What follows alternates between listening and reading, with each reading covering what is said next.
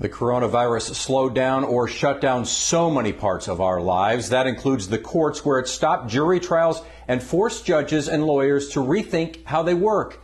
9 on your side's Craig Smith has more on how Pima County Superior Courts have adjusted and how they're working to avoid a backlog. Anyone coming into the courthouse gets a temperature check to search for signs of infection. This video provided by Pima County shows how crews disinfect any place the virus might be. Virus precautions have forced a lot of change into a justice system that depends on human interaction. Presiding criminal courts judge Danelle Lusky says courts are trying to keep a backlog from building up.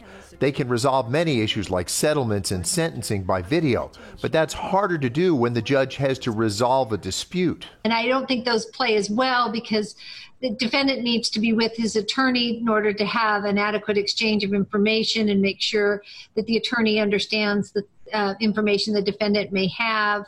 Often also the state will have witnesses that they need to collaborate with, and that's more difficult to do by video. Jury trials stopped when virus precautions called for keeping people at least 6 feet away from each other. Deputy Pima County Attorney Daniel South says his office is looking at ways to try to distance during jury selection.